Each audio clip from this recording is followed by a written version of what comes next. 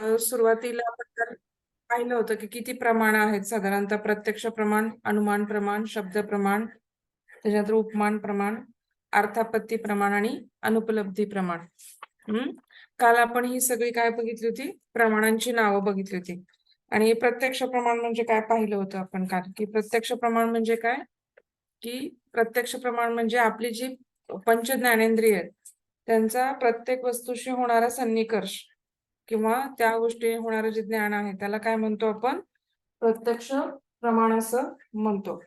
आणि प्रत्यक्ष प्रमाणाचं कसं आहे की प्रत्यक्ष प्रमाणाचे पण प्रकार आहेत परत. तर ते प्रत्यक्ष प्रमाणाचे काय करणार आहोत आज आपण? प्रकार पाहणार आहोत. त्याच्याच प्रमाण आपण काय पाहणार आहोत की प्रमाण म्हणजे काय किंवा प्रमाणाची डेफिनेशन काय? प्रमाण म्हणजे तर प्रमाण म्हणजे काय आहे की प्रत्येक भारतीय दर्शनामध्ये काय आहे की तत्वमीमांसा करण्याच्या अगोदर तत्व जाणण्याचा जो विचार करतो, साधनांचा विचार करतो, त्याला ज्ञानमीमांसा असं म्हणतात. आणि ती ज्ञानमीमांसा म्हणजे तत्व जाणण्यासाठी जी केलेली ज्ञानमीमांसा आहे तिलाच आपण काय म्हणतो? प्रमाण असे म्हणतो. तर मग आता दोन प्रकारचं ज्ञान, एक प्रमा ज्ञान, एक अप्रमा ज्ञान म्हणतो आपण. प्रमा म्हणजे काय की यथार्थ ज्ञान आणि अप्रमा म्हणजे अयथार्थ ज्ञान. प्रमाचा काय फोड केली आपण प्र प्लस मा, तर काय होतं? प्र म्हणजे उचित आणि मा म्हणजे मापन करणे. तर जे पदार्थाचे उचित मापन करणे किंवा यथार्थ मापन करणे त्यालाच आपण काय म्हणतो? की प्रमाण असं म्हणतो. म्हणजे थोडक्यात काय की वस्तूची जी अभिव्यक्ती होते त्याला आपण ज्ञान म्हणतो आणि त्या वस्तूचं जे यथार्थ ज्ञान होतं आपल्याला, किंवा दिवा जसा वस्तूंना प्रकाशित करतो तसं ज्ञान काय करतं? प्रत्येक गोष्टीला किंवा विषयांना प्रकाशित करतं. आणि त्यामुळेच त्या ज्ञानाचे दोन प्रकार पडतात, एक प्रमा आणि एक अप्रमा. आणि प्रमा म्हणजे यथार्थ ज्ञान आणि अप्रमा म्हणजे अयथार्थ ज्ञान. थोडक्यात काय तर प्रमेयती आणेनीती प्रमाणम असं प्रमाणाची व्याख्या केली. म्हणजे काय? यथार्थ ज्ञानप्राप्तीच्या साधनालाच प्रमाण असे म्हणतात. प्रमेय इति अनेन इति प्रमाणम. प्रमीयते अनेन इति प्रमाणम. आणि अप्रमा म्हणजे काय? जी वस्तू यथार्थ ज्ञान होतं. थोडक्यात मी तुम्हाला सांगितलं की चुकून आपण दोरीला कधी कधी साप समजतो. हा अनुभव कसा असतो? संदिग्ध आहे, स्मृती किंवा भ्रम आहे त्याच्यामध्ये, म्हणून आपण त्याला काय म्हणतो? यथार्थ ज्ञान म्हणतो. आता प्रत्यक्ष प्रमाणाचं कसं आहे की प्रति अधिक अक्ष, प्रत्यक्षाची फोड कशी होते? प्रति अधिक यक्ष. आणि हे काय सर्वात महत्वाचं प्रमाण आहे आणि सगळ्या दर्शनांनी याचा स्वीकार केलेला आहे. प्रत्यक्ष प्रमाणाचा सगळ्या दर्शनांनी स्वीकार केलेला आहे. एकही दर्शन असं नाहीये की त्यांनी ह्या दर्शनाचा, या प्रत्यक्ष प्रमाणाचा स्वीकार केलेला नाही असं एकही दर्शन आहे. चार्वक दर्शनांनी पण फक्त प्रत्यक्ष प्रमाणाचाच आपल्याला काय केलेला आहे? आत्मसात केलाय किंवा उल्लेख केलेला आहे. तर त्या प्रतिआदी अक्ष म्हणजे काय? प्रत्यक्ष इंद्रियाद्वारे, म्हणजे इंद्रिय कोणकोणती आहेत? मध्ये चक्षु, घ्राण, श्रोत्र, जिव्हा आणि त्वक. त्याला काय म्हणतात? प्रत्यक्ष ज्ञान असे म्हणतात. हे ज्ञान कसं होतं की इंद्रिय आणि काय होतं? वस्तू यांच्या सन्निकर्षातून उत्पन्न होतं, म्हणून ते शक्यतो भ्रामक किंवा अनिश्चित नसते. तर ते कसं असतं? शक्यतो काय होतं? वस्तूचा इंद्रियांशी संपर्क होतो, इंद्रियांचा मनाशी संपर्क होतो, मनाचा आत्म्याशी संपर्क होतो व हे ज्ञान काय होतं? प्रगट होतं. त्यामुळे ते शक्यतो ज्ञान कसं असतं? भ्रामक नसतं. तर बऱ्याच वेळा ते ज्ञान हे खरंच असतं. तर त्या प्रत्यक्षाचे परत दोन प्रकार पडतात प्रत्यक्ष प्रमाणाचे. तर किती प्रकार? तर प्रत्यक्ष ज्ञानाचा पहिला प्रकार काय? तर लौकिक प्रत्यक्ष म्हणतात. आणि दुसरा प्रमाण काय? त्याला अलौकिक प्रत्यक्ष. असे दोन प्रकार पडतात प्रत्यक्ष प्रमाणाचे. कुठले कुठले? लौकिक प्रत्यक्ष आणि अलौकिक प्रत्यक्ष. मग लौकिक प्रत्यक्षाचे परत दोन प्रकार पडतात, एक बाह्य प्रत्यक्ष आणि मानस प्रत्यक्ष. म्हणजे पहिल्यांदा लिहा की प्रत्यक्षाला परत दोन ॲरो काढा. मग त्याच्यामध्ये एका बाजूला लौकिक प्रत्यक्ष, एका बाजूला अलौकिक प्रत्यक्ष. परत लौकिक प्रत्यक्षाला दोन बाणकडा, एक बाह्य प्रत्यक्ष आणि मानस प्रत्यक्ष. आणि इकडं अलौकिक प्रत्यक्षाच्या खाली तीन बाण काढून लिहा, मानस लक्षणा प्रत्यक्ष, ज्ञान लक्षणा प्रत्यक्ष आणि योगज प्रत्यक्ष. हे कशाचे प्रकार आहेत? अलौकिक प्रत्यक्षाचे प्रकार आहेत. आता बाह्य प्रत्यक्ष म्हणजे काय? मॅम अलौकिक परत एकदा सांगा मॅम. परत सांगू का? अलौकिकचे प्रकार परत एकदा सांगा मॅम. अलौकिकचे मानस लक्षणा प्रत्यक्ष, ज्ञान लक्षणा प्रत्यक्ष आणि योगज प्रत्यक्ष. मानस लक्षणा, ज्ञान लक्षणा आणि योगज एका खाली एक लिहिले तरी चालतील त्याच्यामध्ये. आता आपण जे लौकिकचं बघितलं तर त्याच्यामध्ये दोन प्रकार बघितले होते, एक बाह्य प्रत्यक्ष आणि मानस प्रत्यक्ष. आता बाह्य प्रत्यक्षामध्ये काय, तर आपली ही बाह्य इंद्रिय 5, मग त्या पाचीचं वर्णन बाह्य प्रत्यक्षमध्ये येतं. मग ते चाक्षुष प्रत्यक्ष, श्रोत्र प्रत्यक्ष, घ्राणज प्रत्यक्ष, त्वक प्रत्यक्ष आणि रसना प्रत्यक्ष, असं जे 5 आहेत ते बाह्यमध्ये येतात. आणि मानस प्रत्यक्ष म्हणजे काय, मनाद्वारे होणारे जे ज्ञान आहे त्याला मानस प्रत्यक्ष असं आपण म्हणतो. आणखीन परत लौकिक प्रत्यक्षाचे 3 प्रकार आहेत एक अजून वेगळे. तर त्याला काय म्हणतात, निर्विकल्प, म्हणजे खाली आता त्याच्यामध्ये त्या चार्ट मध्ये लिहू नका, वेगळा चार्ट करा. परत लौकिक प्रत्यक्षाचे अजून वेगळे 3 प्रकार आहेत. तर त्याच्यामध्ये 3 बाण काढून घ्या खाली, निर्विकल्प, सविकल्प आणि प्रत्यभिज्ञा. निर्विकल्प, सविकल्प आणि प्रत्यभिज्ञा. प्रत्याभिज्ञा असं लिहा, प्रत्याभिज्ञा. निर्विकल्प, सविकल्प आणि प्रत्यभिज्ञा हे लौकिक प्रत्यक्षाचे अजून 3 प्रकार आहेत. तर ते चार्ट मध्ये बसले नसते म्हणून हे परत खाली वेगळे सांगितले, गोंधळ पण होणार नाही. तर लौकिक प्रत्यक्ष म्हणजे काय, की इंद्रियांचं काय होतं वस्तूशी. आता लौकिक प्रत्यक्षाची व्याख्या लिहून घ्या. इंद्रियांचा वस्तूशी प्रत्यक्ष संबंध येऊन जे ज्ञान प्राप्त होते त्याला लौकिक प्रत्यक्ष असं म्हणतात. इंद्रियांचा वस्तूशी प्रत्यक्ष संपर्क होऊन जे ज्ञान प्राप्त होते त्याला लौकिक प्रत्यक्ष असे म्हणतात. आणि त्याचे कसे प्रकार आहेत, 2, बाह्य प्रत्यक्ष आणि मानस प्रत्यक्ष. मग बाह्य प्रत्यक्षामध्ये चाक्षुष प्रत्यक्ष लिहा, त्याच्या खाली काय लिहायचं, जे ज्ञान डोळ्यांनी दिसल्यावर प्राप्त होते त्याला चाक्षुष प्रत्यक्ष म्हणतात. मग नंतर खाली श्रोतज, ते तुम्ही नंतर पण लिहू शकता, फक्त लक्षात ठेवा की श्रोतज प्रत्यक्ष काय, जे ज्ञान कानाने ऐकून प्राप्त होते त्याला श्रोतज प्रत्यक्ष म्हणतात. जे ज्ञान काय होतं की डोळ्यांनी पाहून होते त्याला काय म्हणायचं की चाक्षुष प्रत्यक्ष. जे ज्ञान काय होतं की कानाने ऐकून होते, घ्राणज प्रत्यक्ष किंवा श्रोत्रज प्रत्यक्ष झालं. घ्राणज प्रत्यक्ष काय, जे ज्ञान नाकाने गंध होऊन होते त्याला काय म्हणायचं, घ्राणज प्रत्यक्ष. जे ज्ञान त्वचेच्या स्पर्शाद्वारे होते त्याला काय म्हणायचं, त्वक स्पर्शज किंवा स्पर्शज. आणि रसज म्हणजे काय, जे ज्ञान जिभेने चव घेऊन प्राप्त होते त्याला काय म्हणायचं, रसज प्रत्यक्ष. हे काय झाले इंद्रियाद्वारे. आता मानस प्रत्यक्ष काय, की पंच ज्ञानेंद्रिया व्यतिरिक्त पण मन हे काय आहे, अतिरिक्त 11वं इंद्रिय मानले गेले आपल्याकडे.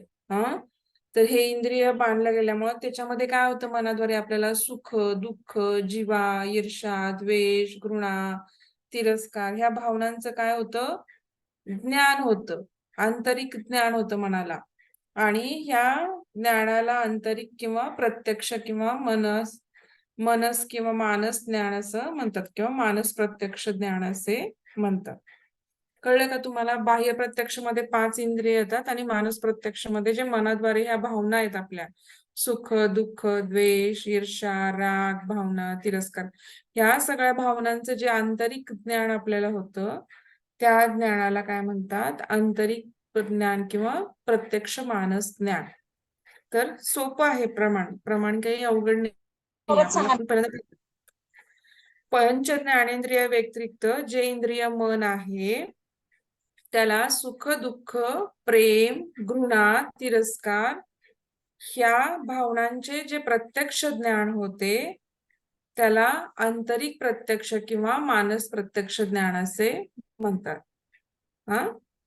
तर आता हे आपण काय बघितलं की हे जे प्रकार बघितले. आता लौकिक प्रत्यक्षाचे मी तुम्हाला परत खाली 3 प्रकार दिले होते, की निर्विकल्प, सविकल्प आणि प्रत्यभिज्ञा. हे 3 प्रकार वेगळे दिले होते. आता त्यांचं आपल्याला बघायचंय की निर्विकल्प प्रत्यक्ष म्हणजे काय आहे, की ही काय होते, प्रत्यक्ष ज्ञानाची प्राथमिक अवस्था असते. निर्विकल्प प्रत्यक्ष काय आहे, प्रत्यक्ष ज्ञानाची प्राथमिक अवस्था म्हणतात तिला. आणि ह्यात काय होतं की वस्तूचं प्रत्यक्ष ज्ञान होतं पण स्पष्टपणे समजत नाही. म्हणजे कसं, आता उदाहरण घ्या की तुम्ही आता इथे उभे आहात आणि खूप लांबवर तुमच्या दृष्टिक्षेपावरती एक माणूस आहे, पण तो माणूस आहे हे तुम्हाला कळतं, कोणीतरी आकृती आहे किंवा माणूस आहे, पण तो कोण माणूस आहे तुम्ही एवढ्या लांबून सांगू शकता का? नाही. म्हणजे दुरून कोणीतरी येताना दिसतं पण ते आपल्याला कळत नाही, हे त्याचं काय आहे उदाहरण आहे. म्हणून त्याला काय म्हणतं, निर्विकल्प प्रत्यक्ष. म्हणजे थोडक्यात काय आहे की म्हणजे वस्तूचं प्रत्यक्ष ज्ञान होतं पण ती वस्तू काय आहे समजत नाही, म्हणून तिला निर्विकल्प प्रत्यक्ष म्हणतात. सविकल्प प्रत्यक्ष मध्ये काय येतं की या ज्ञानात काय होतं, निर्विकल्प प्रत्यक्षामध्ये जे निर्विकल्प प्रत्यक्ष तर आहे त्याच्यामध्ये, पण त्याच्यामध्ये काय होतं की इंद्रियांच्या संवेदना पण त्यात मिसळतात आणि वस्तूविषयी काय ते आपल्याला स्पष्टता येते. म्हणजे आता तोच माणूस थोडा जवळ आला तर ते काय होतं की आपल्याला इंद्रियांनी त्याचं ज्ञान होतं आणि त्याचं काय होतं की आपल्याला त्या वस्तूविषयी स्पष्टता येते, की म्हणजे थोडक्यात काय निर्विकल्प प्रत्यक्ष प्लस इंद्रियांच्या संवेदना. निर्विकल्प प्रत्यक्ष आपण जे पाहिलं त्याच्यामध्ये जर इंद्रियांच्या संवेदना मिक्स केल्या प्लस केलं तर काय होतं की सविकल्प प्रत्यक्ष तयार होतं. थोडक्यात काय निर्विकल्प प्रत्यक्ष प्लस इंद्रियांच्या संवेदना इज इक्वल टू सविकल्प प्रत्यक्ष. हे आपल्याला सविकल्प प्रत्यक्ष मध्ये सांगता येतं. आता तिसरं काय, प्रत्याभिज्ञा. प्रत्याभिज्ञाचा अर्थ काय होते, ओळखणे. ओळखणे म्हणजे काय की आता आपण पूर्वी एखाद्या गोष्टीची स्मृती आपल्याकडे असते की आपण ह्या माणसाला, आपला एखाद्या माणसाचा संबंध नसतो, क्वचित कधीतरी संबंध होतो, पण आपण पूर्वी त्यांना कधीतरी भेटलेलं आहे आणि परत आपल्या दुसऱ्या कार्यक्रमात ते भेटतात. मग आपल्याला काय होते, आपली स्मृती आहे जी पहिली स्मृती आहे तर त्याच्यानुसार आपल्याला काय होतं, त्यांचं ज्ञान होतं. त्याला काय म्हणायचं, ओळखणे. म्हणजे आपण साधारणतः ओळखणे ह्या शब्दाचा अर्थ, ओळखलत का आपण विचारतो ना एकमेकाला, तुम्ही मला ओळखलत का. मग खूप दिवसांनी भेटल्यावर आपण जर ओळखलं असेल तर हो म्हणतो, नाहीतर मग तो चेहरा आठवतोय पण मला नाव आठवत नाही असं आपण म्हणतो. तर प्रत्याभिज्ञाचा अर्थ काय, ओळखणे. प्रत्याभिज्ञा म्हणजे काय, प्रत्याभिज्ञा इज इक्वल टू इंद्रिय प्रत्यक्ष प्लस पूर्वसंस्कार प्राप्त ज्ञान. पूर्वसंस्कार प्राप्त ज्ञान म्हणजे पूर्वी कधीतरी पाहिले त्याचे संस्कार आपल्या मनावर झालेले आहेत आणि त्यांनी जे प्राप्त ज्ञान आहे आपल्याला त्याला आपण काय म्हणायचं, प्रत्याभिज्ञा. म्हणजे इंद्रिय प्रत्यक्ष प्लस पूर्वसंस्कार प्राप्त ज्ञान, त्याला काय म्हणायचं आपण, प्रत्याभिज्ञा. आणि आपल्याला काय बघायचं आता, अलौकिक प्रत्यक्ष बघायचं. आपण हे सगळे लौकिक प्रत्यक्षाचे प्रकार बघितले आपण.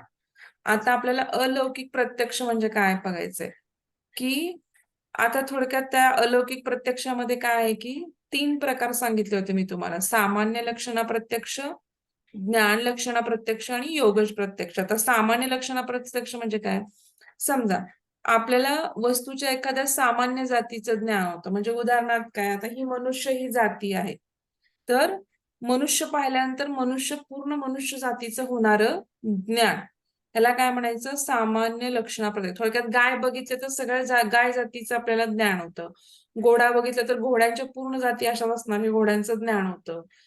थोडक्यात काय की ती वस्तू किंवा ती जाती बघितल्यावर आपल्याला त्या पूर्ण जातीचं होणारं ज्ञान, त्याला काय म्हणायचं, सामान्य लक्षणा. थोडक्यात काय, वस्तूचे प्रत्यक्ष ज्ञान झाल्यानंतर आपल्याला त्या वस्तूच्या सामान्य लक्षणाचे म्हणजे जातीचे ज्ञान होणे. म्हणजे डेफिनेशन कशी लिहिणार, वस्तूचे प्रत्यक्ष ज्ञान झाल्यानंतर त्या वस्तूच्या सामान्य लक्षणाचे म्हणजे जातीचे ज्ञान होणे, त्याला काय म्हणणे, त्याला आपण सामान्य लक्षणा प्रत्यक्ष म्हणतो. उदाहरणार्थ काय, मनुष्याचे प्रत्यक्ष ज्ञान झाल्यानंतर आपल्याला त्या मनुष्य जातीचे होणारे ज्ञान, किंवा गाढव किंवा घोडा या जातीचे ज्ञान झाल्यानंतर त्यांच्या पूर्ण जातीचे होणारे आपल्याला ज्ञान. आता ज्ञान लक्षणा, दुसरं काय बघितलं आपण, ज्ञान लक्षणा प्रत्यक्ष. आता ह्याच्यामध्ये काय होते की आता समजा की आपण पूर्वी कधीतरी त्वचेनी, त्वचा आहे आपली आणि आपण बर्फाला हात लावला, आपल्याला थंड लागतं लगेचच. तर मग पुढच्या वेळेस आपण काय करतो, आपल्याला न हात लावता पण कळतं की बर्फ थंड आहे. आगीला आपण कधीतरी चुकून हात लागले असतो आपल्याला भासतं, मग आपण म्हणतो की हा गरम स्पर्श आहे. तर थोडक्यात की आपण, हे फक्त त्वचेला ज्ञान झालंय पण बाकी इंद्रियांना पण आपोआप हे ज्ञान होतं का नाही, होतं. तर मग ते काय, थोडक्यात काय, एका वस्तूच्या एका इंद्रियाद्वारे जर ज्ञान झालं असेल ते दुसऱ्या इंद्रियांना पण होते. म्हणजे मला त्वचेला फक्त स्पर्श कळलेला आहे तरी पण बाकीच्या इंद्रियांना पण ते ज्ञान झाले. म्हणजे काय, एका वस्तूचे ज्ञान हे काय, एका इंद्रियाद्वारे होणारे जे ज्ञान आहे ते दुसऱ्या इंद्रियांना पण होते. त्याला काय म्हणायचं, ज्ञान लक्षणा प्रत्यक्ष. मग उदाहरणार्थ बर्फ गार आहे, नंतर आगीला हात लावताच आपल्याला कळतं की आग गरम आहे. हे कशामध्ये येतं, ज्ञान लक्षणा प्रत्यक्ष मध्ये येतं. आणि आता योगज प्रत्यक्ष. आता योगज प्रत्यक्ष काय की योगी लोक जे आहेत, आपले जे पूर्वीचे योगी लोक आहेत, त्याच्यामध्ये काय होतं की योगी लोकांना काय होतं की ते योग सिद्धीद्वारे जे ज्ञान प्राप्त करायचे, त्यांना काहीतरी सिद्धी प्राप्त. तुम्हाला माहिती आहे की 9 सिद्धी आणि अनिमा, महिमा, गरिमा, लगिमा, हे तुम्हाला पातंजली योग सूत्रामध्ये तुम्ही शिकचालच की ह्या ज्या काही आपल्याला सिद्धी प्राप्त होतात किंवा विभूतीपाद म्हणून पातंजली योग सूत्रामध्ये एक हे आहे की पाद आहे की त्याच्यामध्ये आपल्याला विभूतीपाद म्हणून आहे, अध्याय आहे. आणि त्याच्यामध्ये वेगवेगळ्या सिद्धी कशा प्राप्त होतात, त्याचा सायंटिफिक बेस आहे. ते काही असं चमत्कार किंवा काही हे नाहीये. तर त्याच्यामध्ये आपल्याला कशा वेगवेगळ्या प्रकारच्या सिद्धी प्राप्त होतात हे वर्णन केलेलं आहे. मग योगी लोकांना ज्या ह्या सिद्धी प्राप्त होतात त्यांना काय म्हणतात, योगज प्रत्यक्ष असं म्हणतात. म्हणजे योगी लोकांना काय होतं की इंद्रियांचा सन्निकर्ष पण न होता त्यांना भूत, वर्तमान आणि भविष्य काळातल्या वस्तू, म्हणजे इथं बसून एखाद्या योगीला अमेरिकेतलं ज्ञान कळू शकतं की अमेरिकेत काय चाललंय.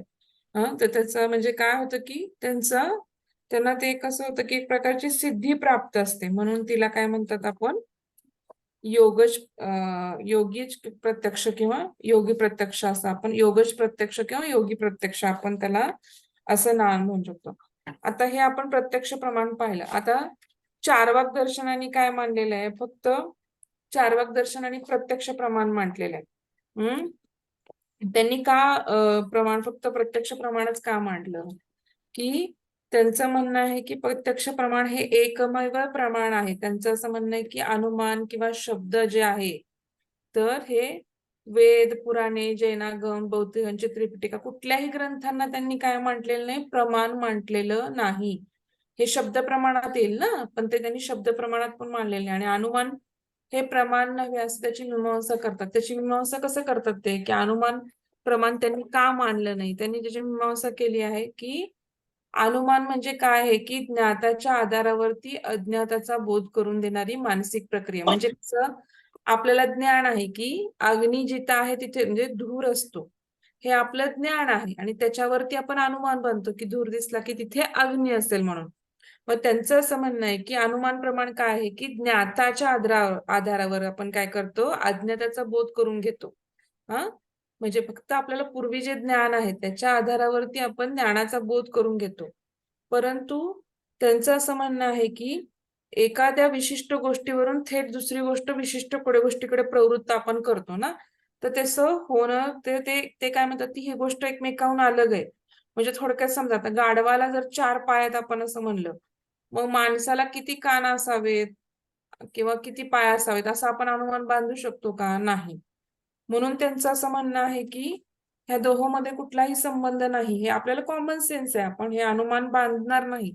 परंतु त्यांचं असं म्हणणं आहे, त्यांनी उदाहरण देताना काय दिलंय की गाढवाला 4 पाय आहेत, मग मनुष्याला 4 पाय असतात किंवा 2 पाय असं आपण म्हणजे हे काही आपण तेच असं त्यांचं हे करू शकत नाही किंवा अनुमान बांधू शकत नाही.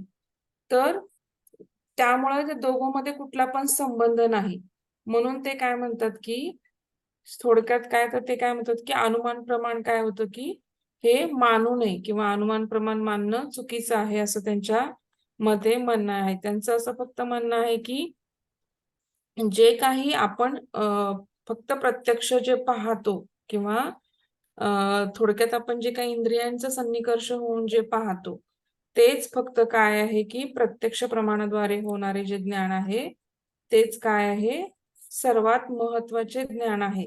आणि तेच फक्त मात्र एकमेव प्रमाण आहे. म्हणून त्यांनी काय केलेलं आहे की बाकीच्या अनुमान प्रमाणाला तर त्यांनी आक्षेप केलाच आणि शब्द उपमान प्रमाणांना पण त्यांनी सांगितलं की त्यांना त्यांना त्यांना पण वासालात लावून टाकली. म्हणजे त्यांचं पण त्यांनी अजिबात मानलेलं नाही. आणि त्यांनी फक्त चार्वाकांचं एकच मत आहे की अनुमान प्रमाण नाही, प्रत्यक्ष फक्त एकच प्रमाण आहे, शब्द प्रमाण नाही, उपमान प्रमाण नाही. कुठलंही प्रमाण त्यांनी दुसरं मानलेलं नाही. त्यांनी फक्त एकच म्हणजे कुठलं मानलेलं आहे तर प्रत्यक्ष प्रमाण असं मानलेलं आहे. आता हे झालं चारवाक दर्शनानुसार आपण प्रत्यक्ष प्रमाण पाहिलं. तर आता आपल्याला काय पाहिजे की सेकंड कुठला आहे की म्हणजे आपलं आज एक दर्शन संपलं. थोडक्यात चारवाक दर्शन आणि प्रत्यक्ष प्रमाण मानलं आहे. आणि प्रत्यक्ष प्रमाण म्हणजे काय? मी तुम्हाला आधी तर कुठं पण लिहिताना तुम्हाला आता विचारलं की चार्वाकानुसार प्रमाण असं जर आलं तर ऍक्च्युली तुम्ही काय लिहिणार की आधी प्रमाण म्हणजे काय? अप्रमा म्हणजे प्रमा आणि अप्रमा, प्रमेयती अनियती प्रमाण म्हणजे कुठल्याही गोष्टीचं यथार्थ ज्ञान म्हणजे ही ज्ञान मीमांसा आहे. तत्वमीमांसेच्या आधी होणारी ज्ञान मीमांसा आहे. आणि मग मग चार्वाक दर्शन कसं आहे? तर चार्वाक दर्शनांचा उल्लेख करायचा तिथे की चार्वाकांचं पहिलं तुम्हाला त्यांचं हे लिहावं लागेल की चार्वाक दर्शन कसं आहे? नास्तिक दर्शन म्हणून प्रसिद्ध आहे. आणि ते कसं आहे की त्यांचं कोण आहे? बृहस्पती किंवा देवगुरु मानले, परंतु चार्वाकाला आपण याचं काय मानतो?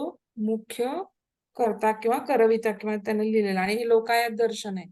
हे सगळ्या लोकांमध्ये खूप लवकर पसरलं. का पसरलं? तर खाओ पिऊ मौज करू, थोडक्यात काय, आजची चिंता करू नका म्हणजे किंवा उद्याची चिंता करू नका, तूप खाऊन रोटी खाऊन काय करा, आनंदात आयुष्य जगा. त्यामुळे ह्या दर्शनाचा खूप प्रसार झाला.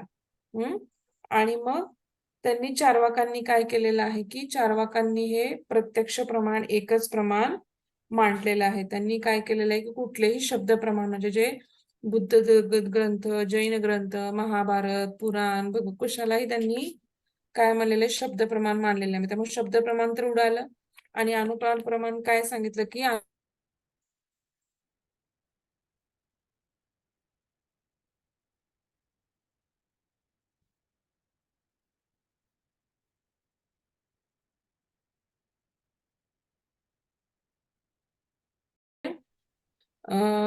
एखाद्या गोष्टीचं ज्ञान आपल्याला त्यानुसार ते माहित असणं योग्य नाहीये, म्हणून ते म्हणतात की ते चुकीचं ज्ञान होऊ शकतं. म्हणजे की किंवा असं पण म्हणू शकतो की गाढवाचे कान, समजा त्यांनी अजून एक उदाहरण दिलं की गाढवाच्या कान साधारणतः लांब असतात. मग गोरा कुंभाराचे गाढवाचे कान पण लांब आहेत असं आपण एक वेळ अनुमान करू शकतो. परंतु सर्व गाढवांचे किती लांब असतात किंवा सगळ्यांचेच लांब आहेत असं आपण पाहू शकतो का किंवा ठरवू शकतो का? नाही. तर त्यांचं असं म्हणणं आहे की मग त्या अनुमानाने काय होतं की दोष लागतो, एक तर्कदोष लागतो. तर हा तर्कदोष असल्यामुळे त्यांनी अनुमान प्रमाण काय केलेलं आहे, खोडून काढलेलं आहे. आणि म्हणून त्यांनी काय केलेलं आहे, फक्त प्रत्यक्ष प्रमाणालाच एकच प्रमाण काय मानलं गेलेलं आहे, त्यांनी सगळ्यात महत्वाचं किंवा योग्य प्रमाण मानलेलं आहे. अजून एक त्यांनी उदाहरण दिलेलं आहे की आपण कसं पाठवतो की मुलाला काय करतो की सर्व आपण कसं असतं की शास्त्रीय व्यवहार पण संभवनी म्हणजे आपण मुलांना आपल्या शहरात पाठवतो की का पाठवतो? तर ते अभ्यास करून तिथून मोठा नागरिक किंवा योग्य शिक्षण घेऊन बाहेर पडतील. परंतु तो बाहेर तिथे गेल्यानंतर योग्य शिक्षण घेऊन योग्य गोष्टी करून बाहेर पडेल असं आपल्याला माहितीये का? पूर्णपणे माहितीये का? संभव माहितीये का? नाही. कदाचित तो अभ्यास करून चांगले मार्क पाडेल, कदाचित तो वाईट संगतीत जाऊन त्याचा काय होईल, नुकसान पण होईल. तर हे काय आहे की तो शहरी वातावरणाने कदाचित बिघडेल पण. तर हे अनुमान जे आहे आपण तिथं पाठवलंय आणि मग तो शिकूनच बाहेर पडणार, तर त्याच्यामुळे हे पण अनुमान चुकीचं आहे. इथं पण तर्कदोष लागतो. म्हणून ते म्हणतात की अनुमान प्रमाण काय त्यांनी मानलेलं नाही. त्यांनी फक्त एकच प्रमाण मानलेलं आहे, प्रत्यक्ष प्रमाण. आता आज आपलं काय प्रत्यक्ष प्रमाणाचे प्रकार सगळं पाहिले आपण. प्रत्यक्ष प्रमाणाचे प्रकार तिथे पण तुम्ही प्रत्यक्ष प्रमाण म्हणजे काय हे आता जे मी सांगितलंय ते त्याच्यामध्ये तुम्ही प्रत्यक्ष प्रमाण म्हणजे काय इथं प्रकार लिहायला पाहिजे सगळे असं नाही. पण किती मार्काला प्रश्न आलाय त्याच्यावर शॉर्ट नोटला आला असेल तर प्रत्यक्ष प्रमाण म्हणजे काय सांगून चार्वाकांच्या दृष्टीने प्रत्यक्ष प्रमाण का मानलं गेलं, बाकीचे प्रमाण का मानले गेले नाहीत हे एक्सप्लेन करायचं. 16 मार्काला प्रश्न आलाय त्यावेळेस मग प्रमाण म्हणजे काय, प्रमाणाची व्याख्या, प्रत्यक्ष प्रमाणाचे प्रकार, मग काय असतं आणि चार्वाकांची माहिती म्हणजे त्यांनी चार्वाक दर्शन का लिहिलं, काय चार्वाक दर्शन काय आहे किंवा कसलं दर्शन नास्तिक दर्शन आहे, लोकायत म्हणून प्रसिद्ध आहे आणि त्याचं प्रत्यक्ष प्रमाणात त्यांनी का फक्त प्रत्यक्ष प्रमाण मानलं हे सगळं आपल्याला कोणीतरी बोलतंय. रेकॉर्डिंगला प्रॉब्लेम होतो सगळ्यांना परत ते ऐकायच्या वेळेस. माईक म्यूट करा नाहीतर. तर प्रत्यक्ष प्रमाणाने का मानलं हे आपण चार्वाक दर्शनानुसार आता आपण आज पाहिलं. आता दुसरं प्रमाण कुठलं पाहायचंय आपल्याला, तर अनुमान प्रमाण पाहायचंय. तर अनुमान प्रमाण मी तुम्हाला सांगितलं होतं की हे पण काय आहे, प्रत्यक्षावर आधारित असून सर्व दर्शनांनी यांचा स्वीकार केलेला आहे. फक्त 4 वाक दर्शन सोडून बाकी सर्व दर्शनांनी अनुमान प्रमाणाचा स्वीकार केलेला आहे. पहिलं वाक्य काय, हे प्रत्यक्षावर आधारित आहे. अनुमान प्रमाण पण कसं आहे, प्रत्यक्षावर आधारित असून 4 वाक दर्शन वगळता बाकीच्या सर्व दर्शनांनी अनुमान दर्शन काय, प्रमाणाचा स्वीकार केलेला आहे. आता अनुमानाची फोड कशी करू शकतो आपण, अनु प्लस मान.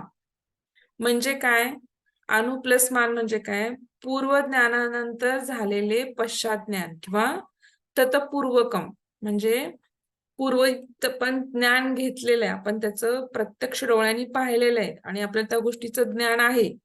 आणि मग त्याचं होणारं जे पश्चात ज्ञान म्हणजे की बाबा आपण त्याच्यानुसार जो अंदाज बांधतो किंवा एक तर्क बांधतो, तर पूर्वज्ञानानंतर झालेले पश्चात ज्ञान म्हणजे त्याला संस्कृत मध्ये काय म्हणू शकतो आपण, ततपूर्वकम. थोडक्यात काय, उपस्थितीवरून अनुपस्थितीबद्दल बुद्धीने केलेल्या तर्कालाच अनुमान असे म्हणतात. मराठीमध्ये आपण काय व्याख्या लिहू शकतो, उपस्थितीवरून अनुपस्थितीबद्दल बुद्धीने केलेल्या तर्कालाच अनुमान प्रमाण असे म्हणतात.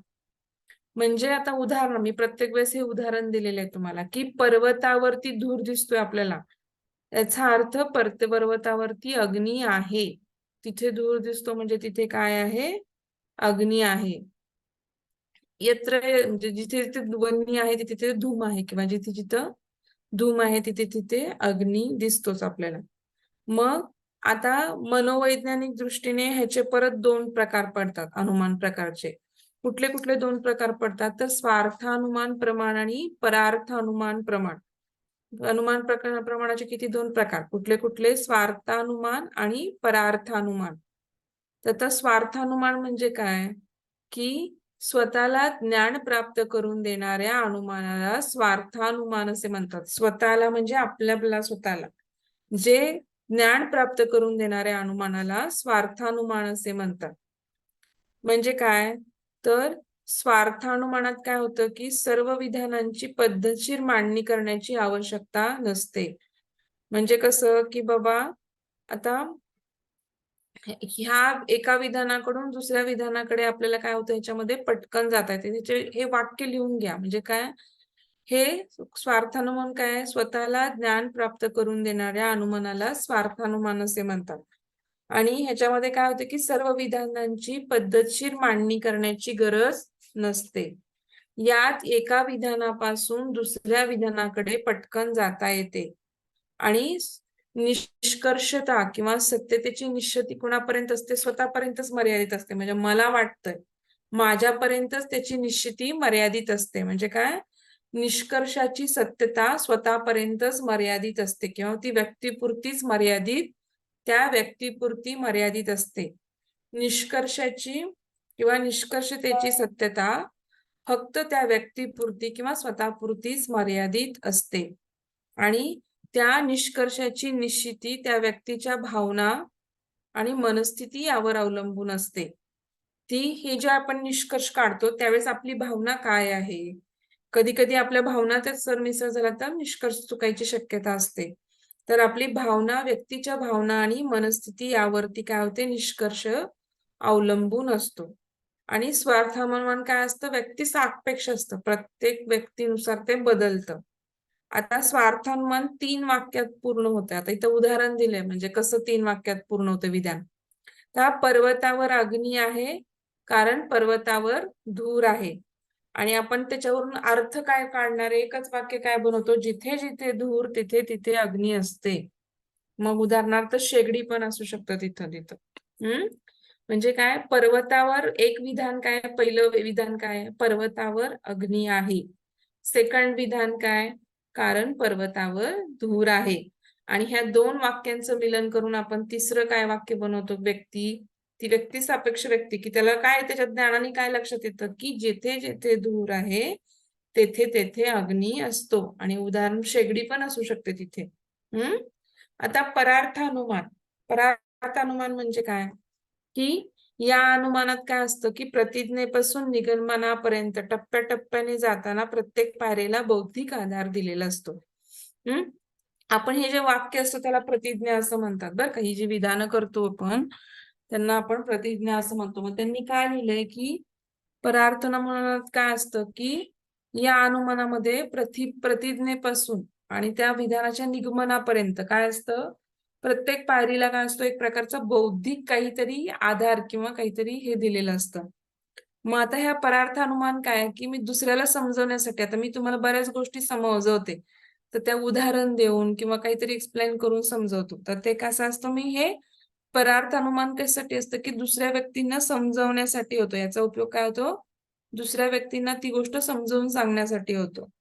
आणि परार्थ अनुमान कसं असतं व्यक्तिनिरपेक्ष असतं. म्हणजे ते दुसऱ्यांना पण सांगतो. त्यामुळे ते काही एका व्यक्तीपुरतं मर्यादित नसतं. व्यक्तिनिरपेक्ष असतं. म्हणजे ते कसं असतं की योग्य असतं. त्याला काहीतरी बौद्धिक आधार असतो. आणि यात तर्कशुक्त युक्तिवादाचा उपयोग करून काय होतो आपण निष्कर्षापर्यंत पोहोचलेले असतो. म्हणजे आपल्या काय करतो तर्कशुक्त युक्तिवाद वापरतो आणि आपण काय करतो निष्कर्षापर्यंत पोहोचलेले असतो. आणि बुद्धिनिष्ठतेने ह्याचा आपण निष्कर्ष काढलेला असतो. आता ह्याच्यामध्ये 5 आपण स्वार्थानुमान 3 वाक्यातच कारण आपलं व्यक्तिसापेक्ष होतं ते. परार्थानुमानामध्ये कसं होतं 5 वाक्यांनी प्रक्रिया होते. बघा आता. आता पहिलं वाक्यात लिहा प्रतिज्ञा. प्रतिज्ञा काय आहे? पर्वतावर धूर आहे. ही काय आहे? प्रतिज्ञा म्हणजे एक प्रकारचं आपल्याला दिसलं की पर्वतावर आपल्याला धूर दिसतो. ही काय झाली? प्रतिज्ञा. नंतर सेकंड काय नंबर आहे? हेतू. कारण पर्वतावरती काय आहे? धूर आहे. हेतू काय आहे? पर्वतावर धूर आहे. आपल्याला हा हेतू झाला आपला. नंतर उदाहरण काय? की जेथे जेथे धूर असतो तिथे तिथे अग्नी असतो.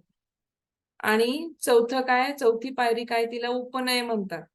आणि काय आहे तर उपनय काय आहे? पर्वतावरती धूर आहे. हा पण काय आहे? उपनय. प्रतिज्ञा आणि उपनय सेम आहे. आणि निगमन काय आहे? म्हणून पर्वतावरती अग्नी आहे. म्हणजे 5 वाक्यांनी परार्थानुमानाची प्रक्रिया पूर्ण होते टप्प्याटप्प्याने. प्रतिज्ञा काय? पर्वतावर धूर आहे. हेतू काय? हेतू म्हणजे कारण. त्याला काय तर कारण अग्नी असणार हे माहिती आहे आपल्याला. पण तरी पण आपण हेतूमध्ये काय लिहिणार की आपला हेतू काय आहे की पर्वतावर धूर दिसतोय. म्हणजे पर्वतावर धूर आहे. मग उदाहरण काय सांगणार की आपण पूर्वी पाहिलेलं आहे कधीतरी. मग उदाहरण दाखल आपण काय म्हणतो की जेथे जेथे धूर असतो तेथे तेथे अग्नी असतो. आणि उपनय काय आहे की पर्वतावरती धूर आहे. हा उपनयच आहे. प्रतिज्ञा आणि उपनय सेम आहे. आणि म्हणून निगमन आपण त्यातनं काढलेला निष्कर्ष काय आहे की म्हणून पर्वतावर अग्नी आहे. तर ह्या 5 वाक्यामध्ये काय होतं परार्थानुमान कंप्लीट होतं. आता अनुमानाचे अजून 3 प्रकार आहेत. म्हणजे ते कशाने प्रकार तर प्राचीन न्याय प्राचीन न्यायानुसार पण त्यांचे अजून 3 प्रकार पडतात अनुमान प्रकाराचे. तर ते कुठले कुठले? तर अनुमानाचे पहिला काय तर पूर्ववत अनुमान. तर पूर्ववत अनुमान म्हणजे काय? तर पूर्ववत अनुमान म्हणजे काय की हे भविष्य काळाबद्दल केलेले अनुमान असते आणि कार्याचं काय होतं? पूर्ववत अनुमान हे कसं असतं? भविष्य काळाबद्दल केलेले अनुमान असते. आणि यात कारणावरून कार्याचे अनुमान केले जाते. काय केलं जातं? कारणावरून कार्याचं अनुमान केलं जातं. म्हणजे काय? आता उदाहरण काय? की आकाशात काळे ढग आहेत. यावरून काय केलं जातं? की पाऊस पडणार आहे. हे आपण काय करतो? अनुमान बांधतो. पाऊस पडणार आहे आपण काय बांधतो? हे अनुमान बांधतो. तर त्याला काय म्हणायचं? पूर्ववत अनुमान असं म्हणतो. पूर्ववत अनुमान म्हणजे काय कळलं का? की भविष्य काळाबद्दल केलेलं अनुमान आहे आपलं हे. म्हणजे काय सांगितलं त्यांनी? की ह्यात काय होतं कारणावरून कार्याचं काय केलेलं असतं? अनुमान केलेलं असतं. तर आकाशात काळे ढग आहेत आणि त्याच्यावरून त्यांनी काय केलं की आकाशात काळे ढग आहेत मग त्याच्यावरून काय त्यांनी अनुमान बांधला की थोड्या वेळाने आपल्याला काय होतं इथे पाऊस पडू शकतो. म्हणून त्यांनी त्याला काय म्हणलेलं आहे की पूर्व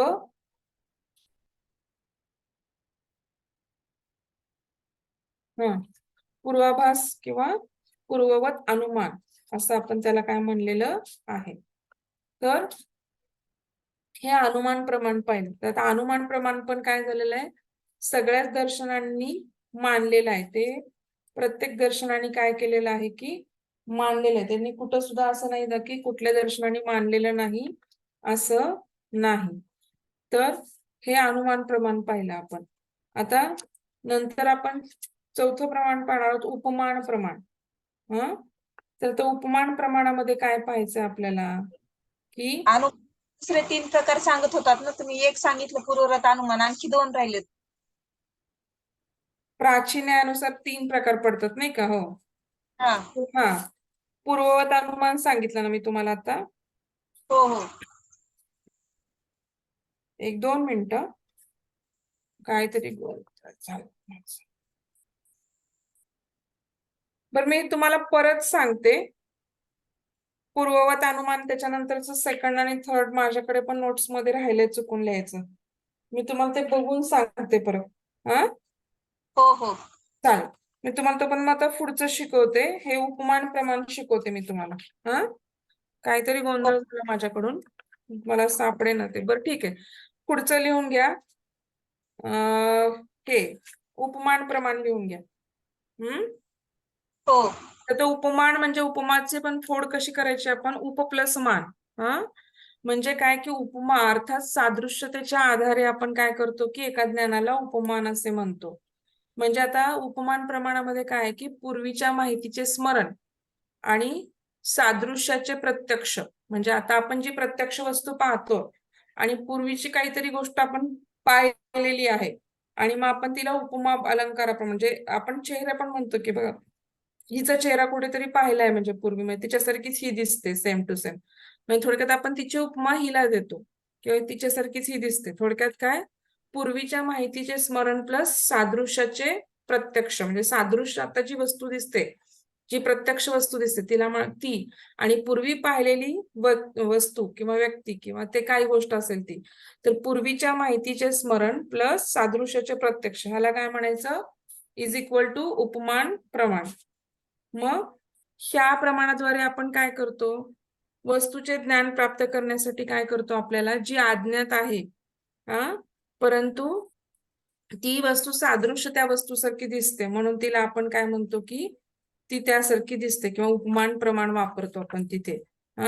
म्हणजे या प्रमाणाद्वारे आपण त्या वस्तूचं काय करतो, ज्ञान प्राप्त करतो. म्हणजे जी आपल्यासाठी अज्ञात आहे परंतु तिच्या सादृश्य दुसऱ्या वस्तूचं आपल्याला प्रत्यक्ष ज्ञान आहे म्हणून आपण तिला काय म्हणतो, उपमान प्रमाण. आता उपमानाचं महत्व काय आहे की न्याय आणि मीमांसा दर्शनाने फक्त उपमान प्रमाणाला काय मानलेलं आहे, स्वतंत्र मानलेलं आहे.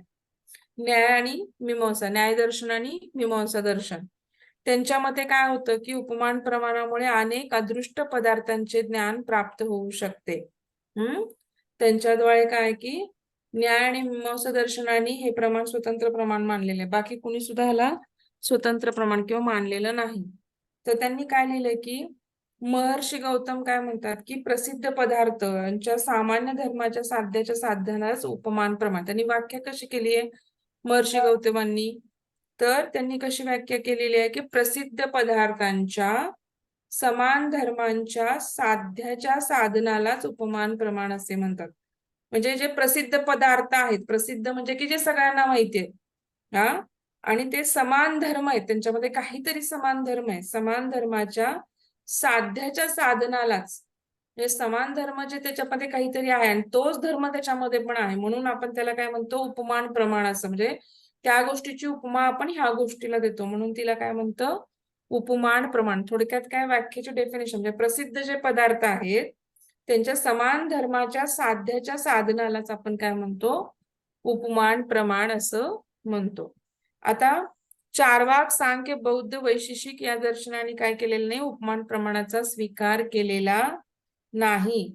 त्यांच्या मते काय आहे, हे स्वतंत्र प्रमाणच नाही. त्यांच्यामध्ये काय, हे प्रमाण काय आहे, स्वतंत्र प्रमाण नाहीये.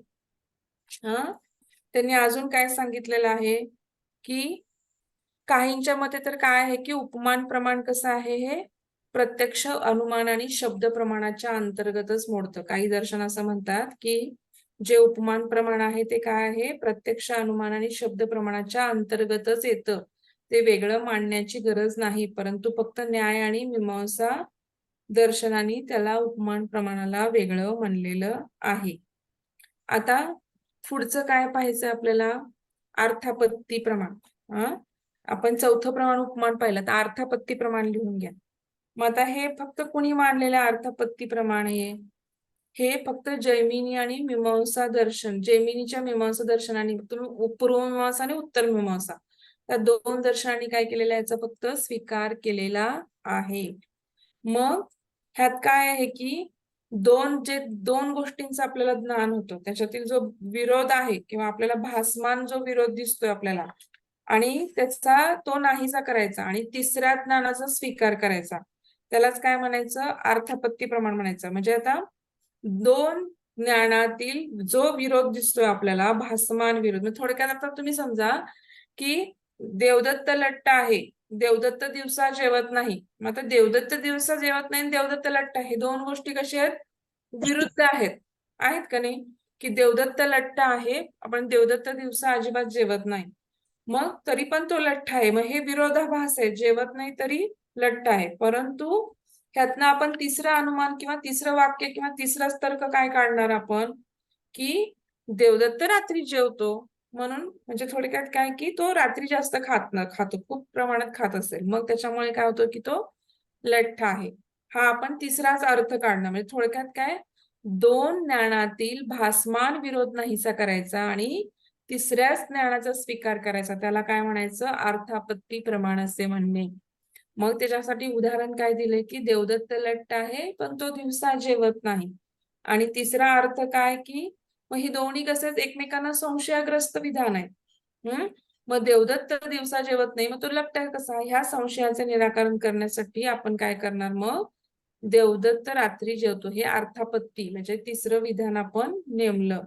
आणि हे प्रभाकरांनी मानलेलं प्रमाण आहे. आणि कुमार भट्टांना, म्हणजे मीमांसा दर्शनामध्ये कुमार भट्टांना हे मान्य नाही. ते काय म्हणतात की दोन संशयग्रस्त विधानापासून तिसरे निश्चित ज्ञान मिळू शकत नाही, आणि त्यामुळे त्यांनी काय सांगितलं की हे ज्ञान त्यांनी मानलेलं नाही. प्रभाकरांना मान्य आहे पण कुमार भट्टांना ते मान्य नाही. ते काय म्हणतात कुमार भट्ट?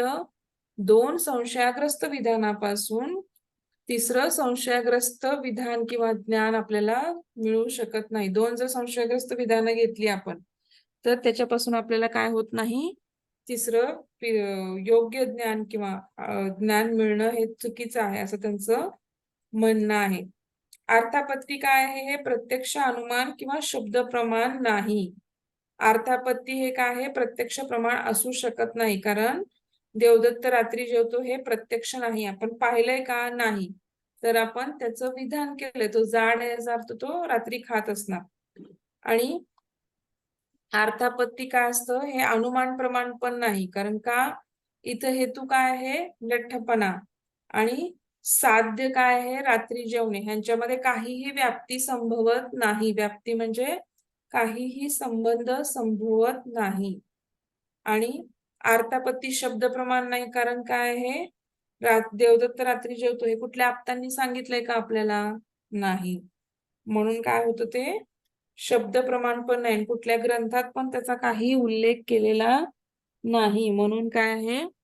हे काय आहे? शब्द प्रमाण पण होऊ शकत नाही. आणि त्यामुळे काय होतं?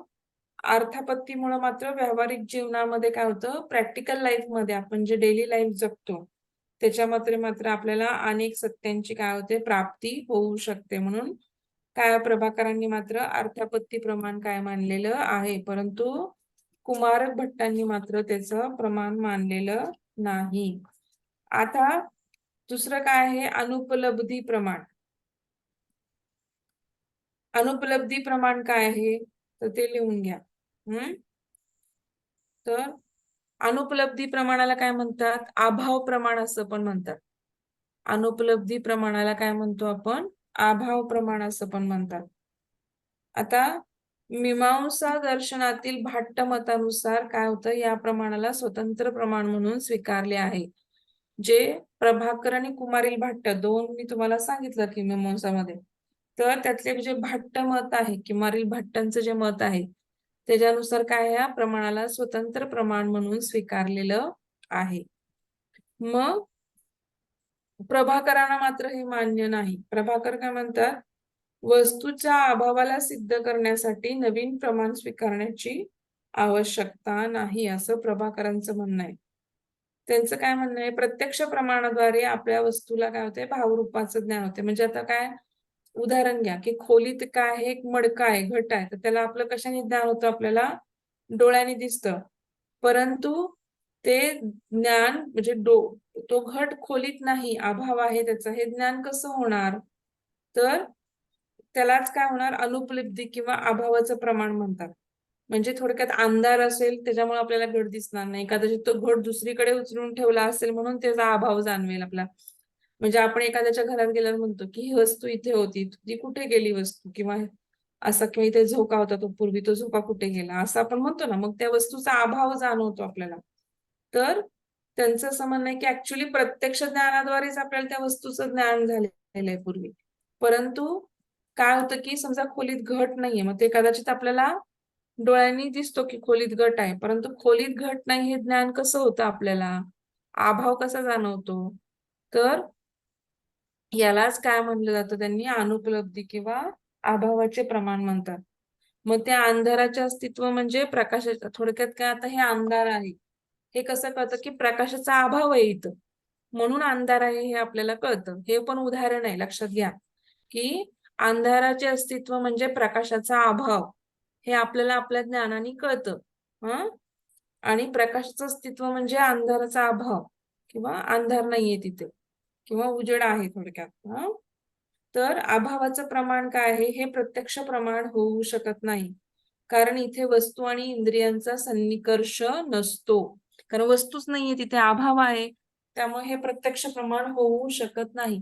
प्रत्यक्ष प्रमाण म्हणजे काय, इंद्रिय आणि वस्तूंचा सन्निकर्ष होणे, ह्यालाच आपण काय म्हणतो, प्रत्यक्ष प्रमाण म्हणतो. पण इथे वस्तूचा अभावच आहे, मग वस्तूचा अभाव असेल तर त्या वस्तूशी आपल्या इंद्रियांचा सन्निकर्ष होणार का? नाही. आपण पूर्वी कधीतरी पाहिलेलं आहे आणि मग आपण म्हणतो की ते वस्तूचा तो अभाव आहे. आता हे अनुमान प्रमाण होऊ शकत नाही, कारण इथे व्याप्ती नाही. व्याप्ती म्हणजे आपण दुसऱ्या वाक्याला व्याप्ती म्हणतो की धूर असेल तिथं अग्नी असणार, ही व्याप्ती झाली. म्हणजे ह्याला व्याप्ती असं म्हणतात, जिथे जिथे धूर दिसतो तिथे तिथे अग्नी असतो, ही व्याप्ती झाली. व्याप्ती म्हणजे त्याच्याशी रिलेटेड आहे, किंवा त्याच्याशी संबंधित आहे, म्हणून त्याला आपण व्याप्ती म्हणजे एक प्रकारचं त्याच्यामध्ये पूर्णपणे संबंध त्याच्यामध्ये काहीतरी आहे, परंतु तसं इथे नाही. हे शब्द प्रमाण पण होऊ शकत नाही, कारण इथं कोणी उच्चारलेलं नाही किंवा लिहिलेलं पण नाही पूर्वी, हे एक स्वतंत्र प्रमाण आहे. आणि अनुपलब्धी स्वीकारण्याची पण एक आहे, ती म्हणजे काय, ज्या परिस्थितीत अभावाची उपलब्धी स्वीकारली आहे त्याच परिस्थितीत पूर्वी भावाची उपलब्धी स्वीकारली असली पाहिजे. म्हणजे त्या वस्तूची उपलब्धी पूर्वी आपण स्वीकारलेली आहे, तेव्हाच तिथे आपल्याला त्या वस्तूचा अभाव आहे हे कळतो. म्हणजे थोडक्यात काय, आपण दोन गोष्टींचं काय की, म्हणजे ज्या अभावाची उपलब्धी आपण जिथे स्वीकारतो त्या ठिकाणी त्याच परिस्थितीत पूर्वी आपण ती वस्तू म्हणजे तिचा भाव आहे किंवा तिथे ती वस्तू होती हे आपण स्वीकारलेलं असलं पाहिजे, त्याशिवाय त्या अनुपलब्धी प्रमाणाला अर्थ नाही. ज्या प्रकाशामध्ये आपल्याला घटभावाचं ज्ञान झालं त्याच प्रकाशात पूर्वी घटाच्या भावाचे ज्ञान झालेलं होतं आपल्याला. मग तेच लाईट नसताना किंवा तिथे नसताना आपल्याला घटाच्या अभावाचं पण ज्ञान होतं. म्हणजे थोडक्यात काय की पूर्वी आपल्याला उजेडामध्ये त्या घटाचं ज्ञान पूर्वी झालेलं आहे, म्हणूनच तिथे घटाचा अभाव आहे. आपण हे नंतर थोडक्यात काय, तर ती वस्तू तिथे आहे आधी आपण स्वीकारलेलं आहे, ते पाहिलेलं आहे, आणि मग नंतरच हे केलेलं आहे. म्हणजे ते पूर्वीचा भाव आपण स्वीकारलेला आहे, हे लक्षात ठेवा. म्हणजे हे आपण आता इथे काय केलं, अर्थापत्ती आणि अनुपलब्धी प्रमाण आपण काय केलं, पाहिलं. आणि चार्वाक दर्शनानुसार आपण काय केलं, प्रत्यक्ष प्रमाण म्हणजे काय हे पाहिलं. आता आपल्याला काय करायचंय की जैन दर्शनानुसार आपल्याला प्रमाण पाहायची आहेत. आता जैन दर्शनानुसार प्रमाण आपल्याला पाहिजे, त्याच्यामध्ये काय त्यांची ज्ञानमीमांसा काय केली त्यांनी दर्शनाने, जैन दर्शनाने, तर त्याचा एक चार्ट आहे. तर जैन दर्शन काय म्हणतात की जैन दर्शनाची ज्ञानमीमांसा काय आहे की त्यांचं असं म्हणणं आहे की एक चार्ट आहे, त्यांचं ज्ञान कसं होतं, त्यांनी कसं दिलंय, ज्ञान असं लिहा पहिल्यांदा, जैन दर्शनानुसार लिहा आणि वरती लिहा ज्ञान. मग ज्ञान लिहिल्यानंतर त्याच्या खाली 2 बाण काढा, एक प्रत्यक्ष आणि एक परोक्ष. त्यांनी 2 प्रकार सांगितले, प्रत्यक्ष आणि परोक्ष. आणि प्रत्यक्षामध्ये परत 3 बाण काढा. एकामध्ये काय लिहा, अवधी ज्ञान, दुसऱ्यामध्ये मनपर्यय, तिसरं केवल ज्ञान. आणि परोक्ष मध्ये 2 ज्ञान लिहा, मती ज्ञान आणि श्रुती ज्ञान किंवा श्रुत ज्ञान. श्रुती ज्ञान नाही, सॉरी, मती ज्ञान आणि श्रुत ज्ञान हे 2 परोक्ष प्रमाणाचे प्रकार झाले. आणि परोक्ष प्रमाणामध्येच मती ज्ञानाचे परत 2 प्रकार आहेत. मती ज्ञानाच्या खाली परत 2 बाण काढा आणि तिथे लिहा सव्यावहारिक प्रत्यक्ष आणि अनुमिती. कोणतं मॅम? संव्यावहारिक, साव करा म्हणजे स ला काना आणि त्यावर अनुस्वार सा, व्यावहारिक प्रत्यक्ष, साम व्यावहारिक प्रत्यक्ष. म चा उच्चार त्या अनुस्वारामुळे केला मी फक्त.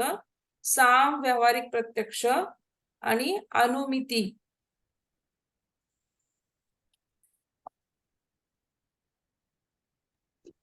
मैम प्रत्यक्ष में कौन से 3 बताए, अवधि, केवल और मनपर्यय ज्ञान. मनपर्यय, मन? मनः विसर्ग और पर्यय. मनः के बीच में विसर्ग डालना, मन के बीच में विसर्ग डालो 2 और हाँ उसके बाद में पर्यय लिखो, पर्यय, मनः पर्यय.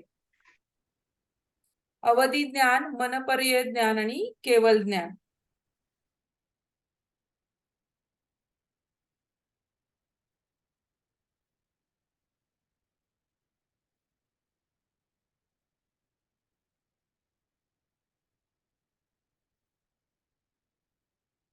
लिख लिया? जी मैम। हाँ. और इसमें परोक्ष में भी लिख लिया ना, मति ज्ञान, श्रुत ज्ञान. और हाँ। मति ज्ञान में क्या लिखा था हमने कि साव्यवहारिक। साव्यावहारिक प्रत्यक्ष और अनुमिति लिखा था. हाँ। तो अभी हमने जैन दर्शन में देखा था कि उन्होंने ज्ञान को कैसे बताया है कि उन्होंने अनंत दर्शन ज्ञान किंवा अनंत ज्ञान, उन्होंने ज्ञान को क्या बोलना है उसमें, वो केवली ज्ञान को उन्होंने बोला है कि सिर्फ अनंत दर्शन ज्ञान होता है क्योंकि अनंत ज्ञान होता है, केवल ज्ञान होता है. तर त्याच्यामध्ये त्यांनी कसं दिलंय की त्यांचं असं म्हणणं आहे की ऍक्च्युली कसं आहे की ज्ञान काय आहे, हा आपल्या जीवाचा धर्म आहे. म्हणजे प्रत्येक जीवाचा नॉलेज असणे किंवा एखाद्या गोष्टीचं किंवा बऱ्याच गोष्टींचं ज्ञान असणे हा काय आहे, मूळ जीवाचा धर्म आहे. परंतु जी आपली वस्तू, आपण ज्या वस्तूचं ज्ञान करणार आहोत किंवा जी वस्तूचं ज्ञान करून घेणार आहोत, ज्ञेय वस्तूचं, तर तिचं काय आहे की तिचं स्वरूप कसं असतं की आपल्याला जसं आपल्या आत्म्याला जसं ज्ञान होतं त्याच्यावरती त्या ज्ञानाचं स्वरूप काय होतं, अवलंबून असतं. मग कदाचित कसं होतं की ते स्वतंत्र पण असू शकतं. परंतु प्रत्यक्ष ज्ञान काय आहे, हा प्रत्येक जीवाचा, म्हणजे आपल्या जीव, आत्म्याला त्यांनी जीव म्हणलेलं आहे जैन दर्शनाने. तर प्रत्येक जीवाचा काय आहे, हा मूळ गुणधर्म आहे. प्रत्यक्ष ज्ञान घेणे किंवा प्रत्यक्ष ज्ञान होणे हा प्रत्येक जीवाचा काय आहे, मूळ जीव. आणि प्रत्येक जीव कसा आहे, मूलतः अनंत ज्ञान आहे मूलतः. परंतु काय होतं, आणि त्यामुळं वस्तूचं प्रत्यक्ष ज्ञान घेऊन तो ज्ञान घे. परंतु हे तर काय होतं की अनंत ज्ञान बोले तो कैसे हुआ कि सब यूनिवर्सल नॉलेज है एक्चुअली आत्मा को. लेकिन क्या होता है, अविद्या रहने के कारण की वजह से क्या होता है की आपल्याला कर्मद्रव्याच्या लेपामुळे, कर्म जे आपण करतो त्याच्या लेपामुळे किंवा जीवाच्या स्वाभाविक जो ज्ञान का जो स्वाभाविक स्रोत आनंद ज्ञान है उसको क्या होता है, प्रतिरोध होता है. और उसकी वजह से क्या होता है की केवलीय, त्यामुळे काय होतं की कर्मद्रव्याच्या लेपामुळे काय होतो, प्रत्येक जीवाच्या स्वाभाविक ज्ञानाला काय होतो, प्रतिबंध होतो. आणि मग फक्त जे समोर दिसतंय, प्रत्यक्ष जे दिसतंय तेवढंच आपल्याला, त्याला काय होतं की तेवढ्याच गोष्टींचं काय होतं, आपल्याला ज्ञान होतं. आणि इंद्रियांच्या सहाय्याने हे जे होणारं ज्ञान आहे त्यालाच काय होतं की हे प्रत्यक्ष ज्ञान किंवा प्रत्यक्ष भेट. त्या आडपडदा नाहीये. प्रत्यक्ष म्हणजे प्रत्यक्ष, वो चीज और हमारे आंखों में कोई भी बीच में पर्दा नहीं है. तो हमें उससे क्या होता है, उसका सन्निकर्ष हो जाता है और हमें क्या होता है, एक्चुअली पूरा ज्ञान नहीं होता लेकिन होता है. एक्चुअली आत्मा का कैसा ज्ञान है, अनंत ज्ञान है. लेकिन क्या हो गया, कर्मलेपन के बंध के वजह से, कर्मलेपनाचे जे बंध झाले त्याच्यामुळे काय होतं की आपल्याला फक्त हे छोट्या ज्ञानावरती समाधान मानावं लागतंय प्रत्यक्ष ज्ञानावरती. परंतु ऍक्च्युली जीवाचा मूळ गुणधर्म काय अनंत ज्ञान आहे. आणि प्रत्यक्षाला कुठल्याही गोष्टीचं काय होतं सहाय्य लागत नाही. तिथं थेट ज्ञेय वस्तूशी आपले डोळे भिडतात किंवा आपल्या इंद्रियांचा सन्निकर्ष होतो आणि कुठलाही आडपडदा न राहता आपल्याला काय होतं की प्रत्यक्ष ज्ञान होतं.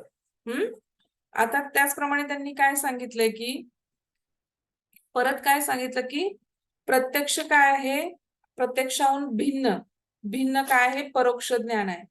परोक्ष ज्ञानाला त्यांनी काय सांगितलं की ह्याच्यामध्ये परत 2 प्रकार केलेत परोक्ष ज्ञानामध्ये मती ज्ञान आणि श्रुत ज्ञान.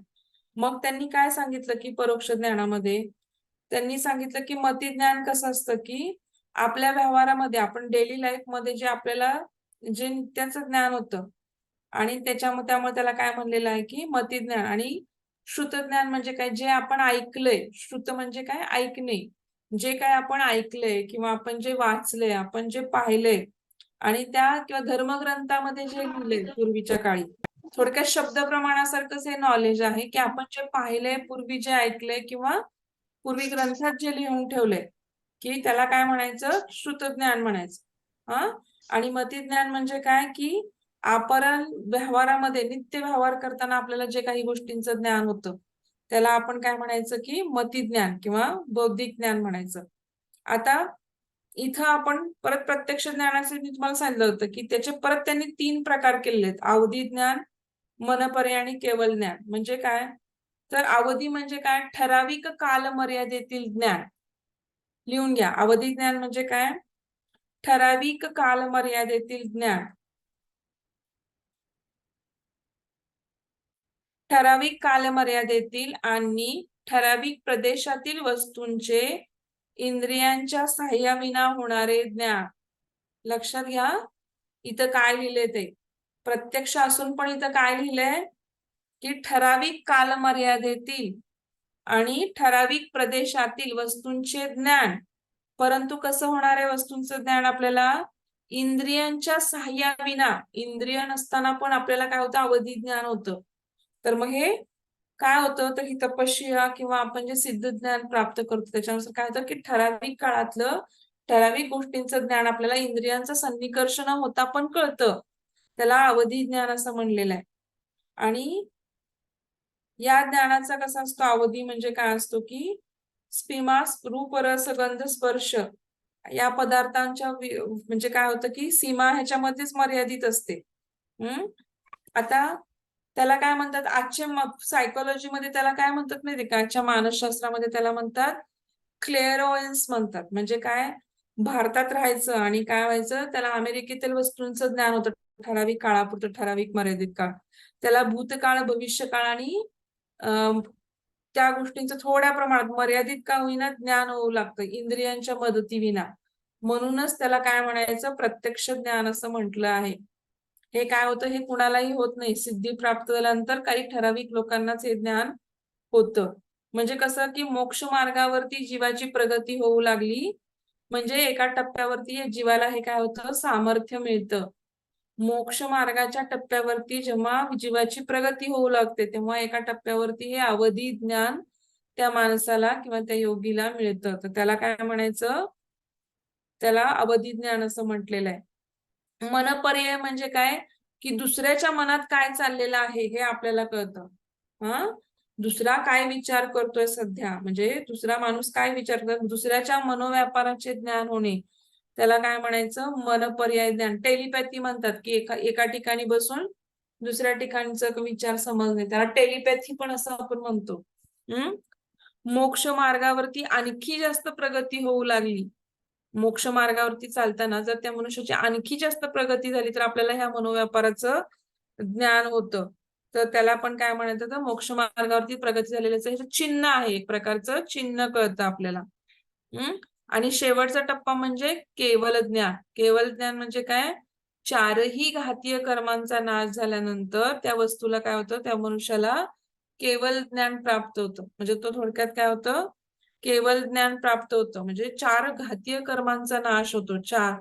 4 कर्म सांगितलेत. मोहनीय कर्म तुम्हाला माहित होतं मागच्या वेळेस मी सांगितले की वेदनीय कर्म मोहनीय कर्म जैन धर्मानुसार त्या कर्मांचा चार्य कर्मांचा काय होतो की घात होतो, नाश होतो आणि मग काय होतं जीवाला केवल ज्ञान प्राप्त होतं आणि म्हणून त्याला काय होतं सर्व काळातील, सर्व स्थलातील, सर्व स्थूल सूक्ष्म गोष्टींचं काय होतं सतत प्रत्यय येत राहतो. म्हणजे सगळ्या काळातील वर्तमान, भूत, भविष्य सर्व स्थळ म्हणजे जिथे जिथे जी जी जागा आणि जी प्लेसेस त्याला वाटतं तिथलं सर्व स्थूल म्हणजे सगळ्या मोठ्या वस्तू आणि एकदम सूक्ष्म ज्या अणु परमाणु डोळ्यांनी दिसत आहेत अशा पण वस्तूंचं त्याला काय होतं की सतत प्रत्यय येत राहतो आणि त्याला तेच म्हणजे काय आहे अनंत ज्ञान आहे. केवल ज्ञान म्हणजेच काय आहे अनंत ज्ञान आहे आणि ते सापेक्ष नसतं.